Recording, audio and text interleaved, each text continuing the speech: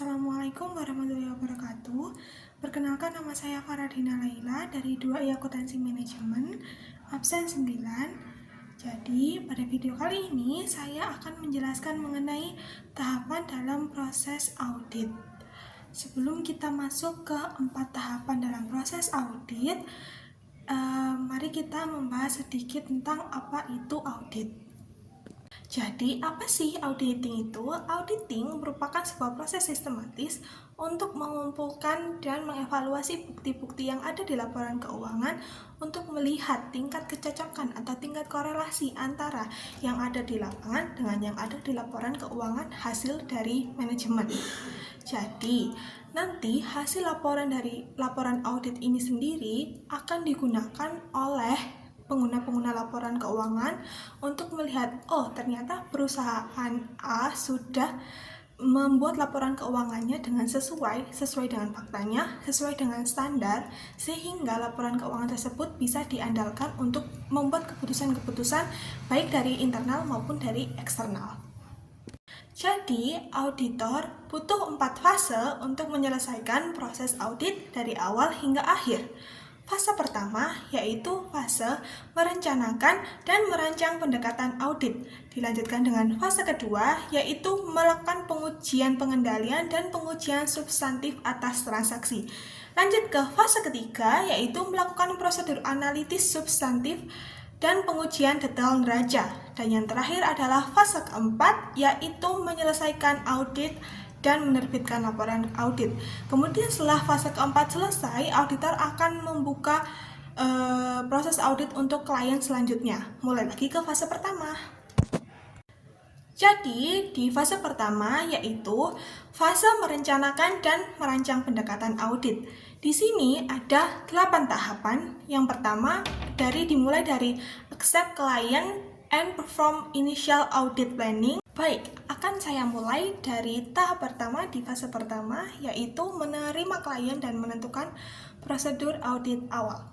Jadi di tahap ini, auditor itu berhak untuk menentukan kliennya, diterima atau tidaknya klien tersebut dengan mempertimbangkan berbagai hal. Yang pertama, integritas manajemen. Yang kedua, yaitu apakah klien ini atau si perusahaan ini tuh pernah berbuat fraud atau berbuat kecurangan. Yang ketiga adalah independensi dari auditor itu sendiri. Jadi maksudnya independensi ini, auditor itu punya tidak hubungan dengan si perusahaan ini. Kalau misalkan punya hubungan, entah hubungan pribadi, hubungan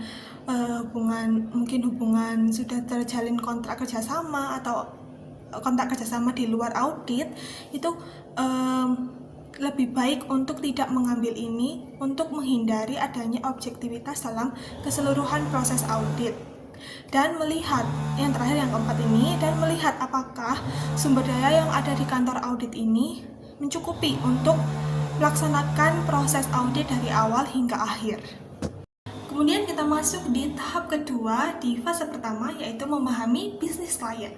Jadi setelah auditor menerima klien tersebut, yang harus dilakukan oleh auditor adalah memahami secara umum gambaran dari perusahaan. Bukan secara umum saja sih, lebih tepatnya untuk melihat secara keseluruhan bagaimana perusahaan tersebut beroperasi, bagaimana perusahaan tersebut beraktivitas, untuk menilai atau untuk menganalisis keseluruhan dari laporan keuangan yang diterbitkan oleh manajemen. Tujuannya apa? Kok auditor harus paham sih? Nah, kalau misalkan auditor tidak paham dengan gambaran umum saja dari perusahaan ini, bagaimana auditor bisa menilai ini janggal atau tidak, ini cocok atau tidak? Maka dari itu, auditor harus benar-benar paham gambaran umum saja, minimal gambaran umum dari perusahaan yang sedang diaudit. Selanjutnya adalah tahap ketiga di fase pertama, yaitu melakukan prosedur analitis awal. Jadi di sini auditor mulai membandingkan, salah satunya mulai membandingkan laporan keuangan perusahaan yang serupa dengan perusahaan ini yang diterima ini. Jadi untuk melihat, untuk membandingkan kira-kira, oh ternyata di perusahaan ini kok seperti ini, kok di perusahaan yang saya terima ini kok seperti ini, oh ini ada yang janggal, perlu kita analisis lebih dalam. Atau bisa juga dengan laporan keuangan di periode tahun lalu. Misalkan di laporan keuangan laba rugi di periode 2023 labanya sebesar 8 juta, misalkan saja. Di tahun 2024 ternyata laba ruginya adalah 30 juta. Dari 8 juta ke 30 juta ada kenaikannya angka yang cukup drastis. Ya mungkin tidak terlalu drastis di reliefnya atau langsung di lapangan, tapi ini hanya sebagai analogi saja. Dari 8 juta ke 30 juta ini auditor harus benar-benar paham dari gambaran, dari bagaimana dia bisa memahami perusahaan ini. Oh ternyata kok dari 8 juta, dari 30 juta, apakah ada kejanggalan di sini? Itu auditor harus benar-benar mengulik dari mana pendapatannya, pendapatannya itu digunakan untuk beban apa saja. Itu benar-benar harus paham dan harus dianalisis lebih dalam.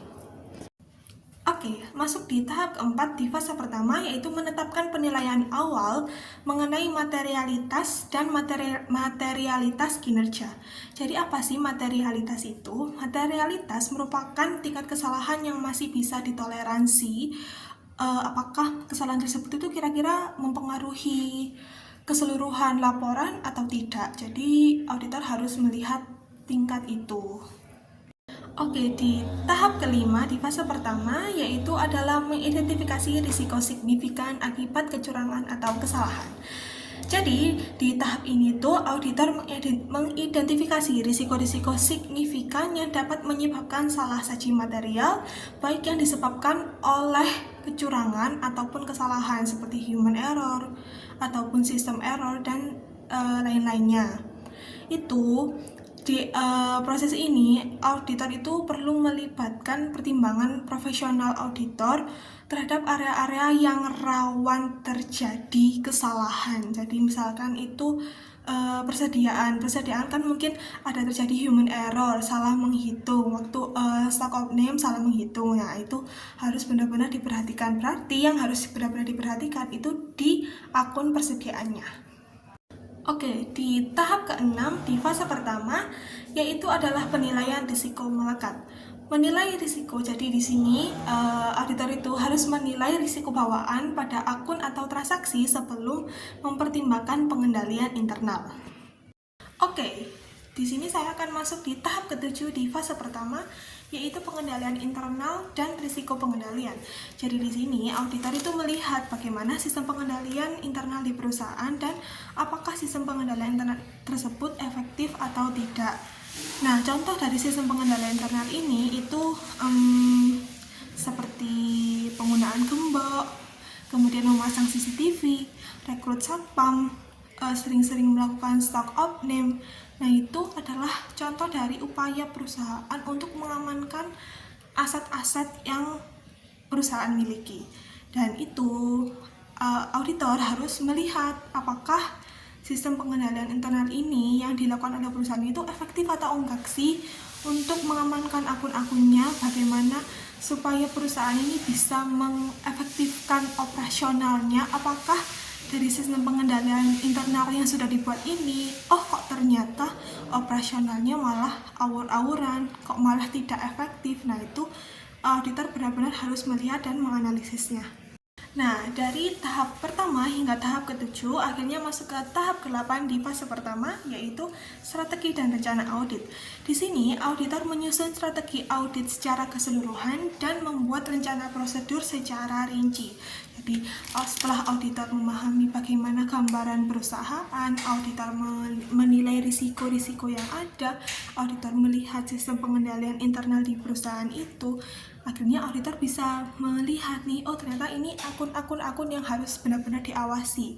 Dan akhirnya auditor pun membuat strategi yang tepat untuk melaksanakan proses audit secara keseluruhan dan bagaimana rencana-rencana prosedur yang akan dilakukan selama proses audit ini berlangsung.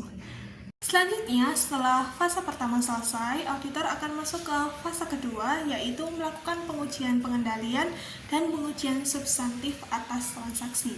Jadi di gambar ini bisa dilihat tahapan-tahapan yang ada di fase kedua.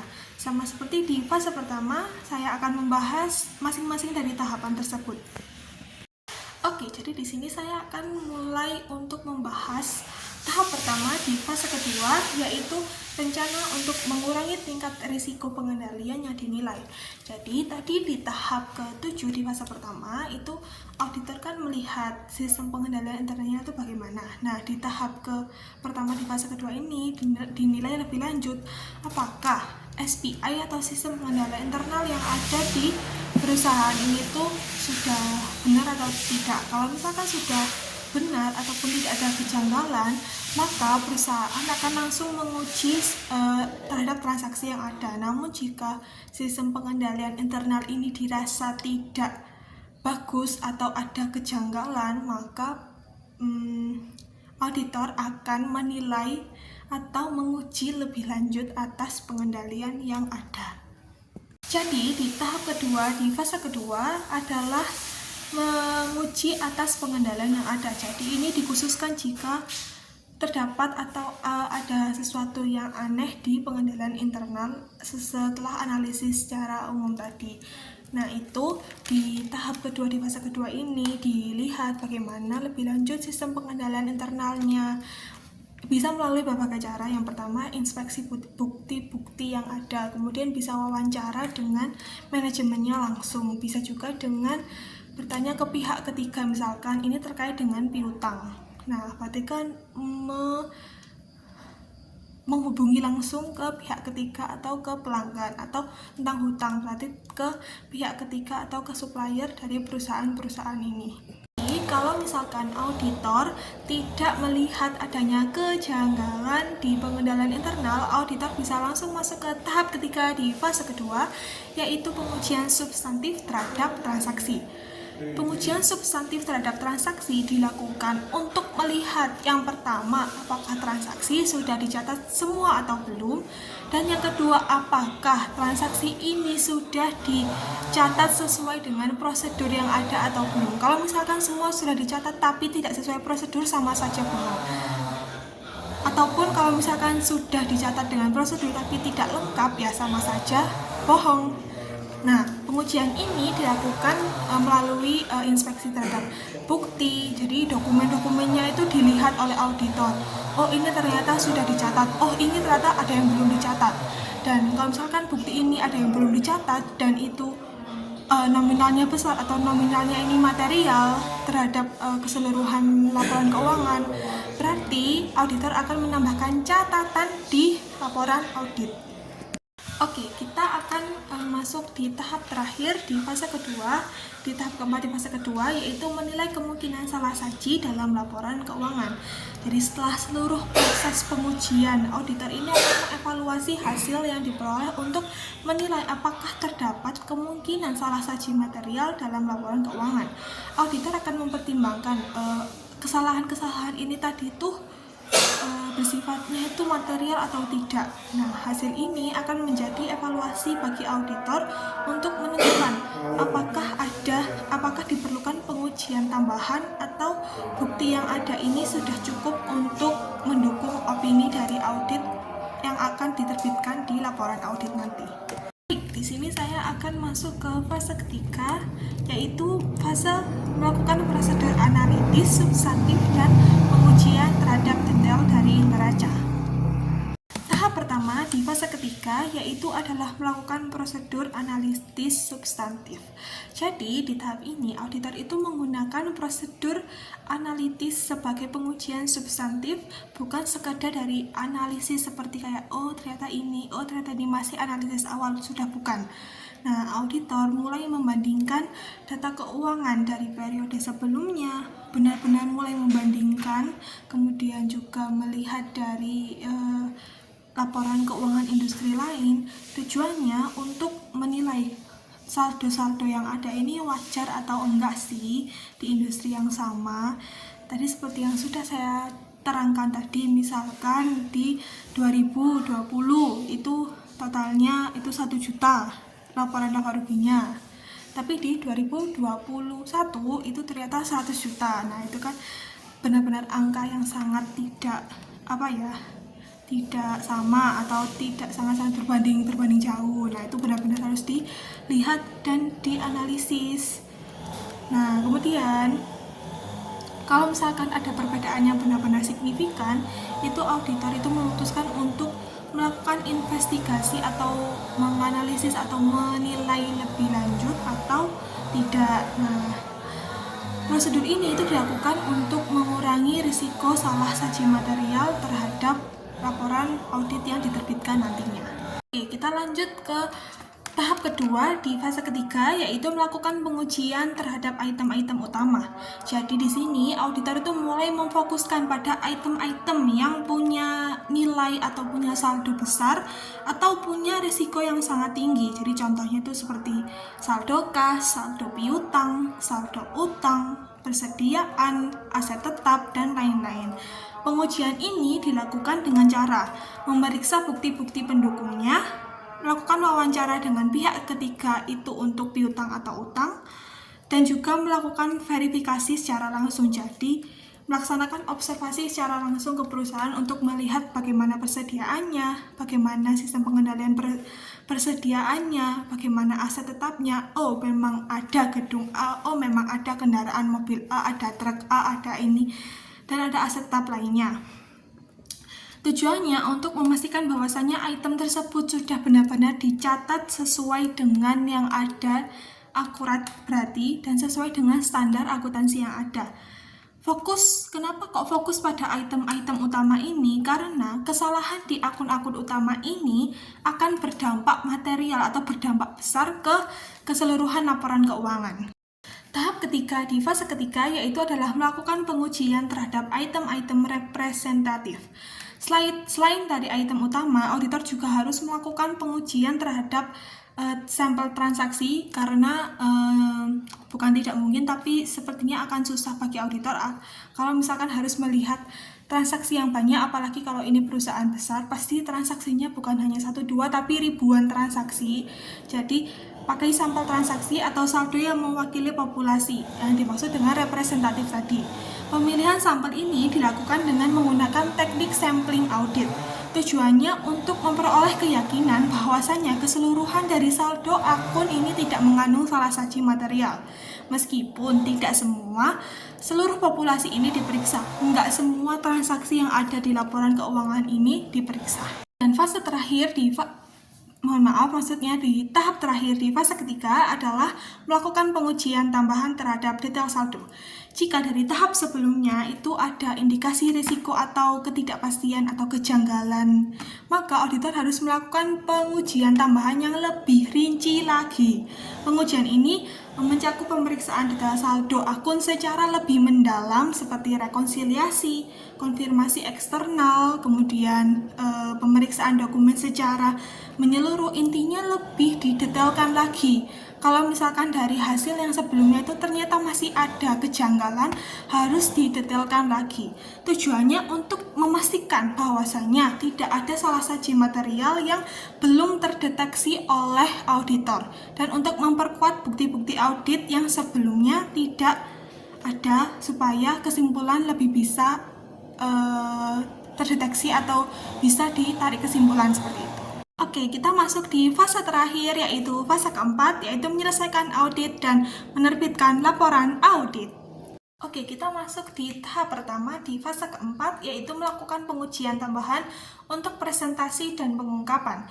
Jadi di tahap ini, auditor itu harus benar-benar memastikan bahwa laporan keuangan itu bukan hanya sekedar angka-angka saja, tapi juga sudah disajikan dan diungkapkan secara tepat sesuai dengan standar akuntansi yang tepat juga.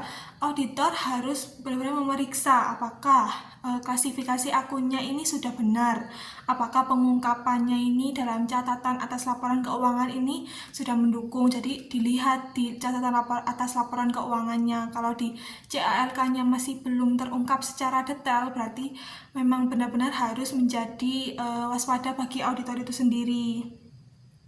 Dan beberapa hal-hal lain seperti kontingensi, kebijakan akuntansi, dan lain-lain. Tujuannya supaya laporan keuangan ini bisa dipahami oleh pengguna laporan keuangan, baik itu untuk internalnya sendiri, untuk evaluasi bagi perusahaan itu sendiri, atau untuk eksternalnya, jadi bagi kreditur, bagi masyarakat umum, itu apakah sudah bisa diandalkan atau tidak si laporan keuangan ini. Jadi, di tahap kedua, di fase keempat, yaitu adalah mengumpulkan bukti akhir. Auditor akan mengumpulkan atau melengkapi seluruh bukti audit yang telah digunakan untuk mendukung proses audit, termasuk dengan prosedur akhir seperti review atas kejadian setelah tanggal neraca atau subsequent event. Contoh dari kejadian penting setelah tanggal neraca ini, misalkan setelah tanggal neraca, setelah periodenya berakhir, itu ada pelanggan yang gulung tikar atau bangkrut, jadi dia tidak bisa melunasi piutangnya. Nah, itu kan berarti kan kejadian penting. Untuk memastikan seluruh prosedur audit ini sudah dilaksanakan, jadi bukti-bukti itu harus benar-benar dikumpulkan oleh auditor. Tahap ketiga di fase keempat adalah evaluasi hasil audit. Jadi, auditor mengevaluasi hasil dari pengujian yang telah dilakukan. Jadi, keseluruhan proses pengujian auditor ini itu dievaluasi, termasuk kesalahan yang ditemukan selama audit. Auditor menilai apakah salah saji ini bersifat material atau bersifat penting atau tidak material. Berarti ya udah, ini kesalahannya tidak terlalu penting bagi perusahaan, baik secara individual maupun secara keseluruhan. Selain itu, auditor juga mempertimbangkan apakah bukti audit yang diperoleh sudah memadai untuk mendukung opini yang nantinya akan diberikan oleh audit di laporan hasil audit. Jadi, di tahap keempat, di fase keempat, yaitu adalah menerbitkan laporan audit. Berdasarkan dari hasil evaluasi tadi, auditor menyusun dan menerbitkan laporan hasil audit yang berisi opini atas kewajaran dari laporan keuangan. Opini yang diberikan dapat berupa wajar tanpa pengecualian, wajar dengan pengecualian, tidak wajar, atau tidak memberikan opini, tergantung pada kondisi yang ditemukan selama proses audit berlangsung. Tahap terakhir di fase keempat atau tahap terakhir di seluruh proses audit adalah berkomunikasi dengan komite audit dan manajemen perusahaan. Auditor menyampaikan hasil audit kepada manajemen dan komite audit, termasuk temuan-temuan pentingnya, kelemahan pengendalian internalnya, kalau misalkan memang pengendalian internalnya ini lemah, serta rekomendasi perbaikan dari auditor. Komunikasi ini sangat-sangat penting dan bertujuan untuk meningkatkan kualitas pelaporan keuangan dari perusahaan dan sistem pengendalian internal di masa mendatang. Jadi, auditor ini benar-benar harus mengkomunikasikan, karena komunikasi di dalam proses audit ini benar-benar penting. Evaluasi saja tanpa adanya komunikasi itu sama saja bohong, ya. Jadi, kalau dievaluasi tapi tidak dikomunikasikan dengan manajemen, bagaimana manajemen bisa tahu jika di laporan keuangan yang manajemen terbitkan, di asersi yang diterbitkan ini ternyata ada kesalahan? Bagaimana manajemen bisa tahu? Jadi, manajemen benar-benar harus tahu, harus diberitahu, harus dikomunikasikan oleh auditor ini tadi. Sekian video dari saya, video tentang tahapan dalam proses audit. Mohon maaf bila ada salah kata. Sekian dari saya. Wassalamualaikum warahmatullahi wabarakatuh.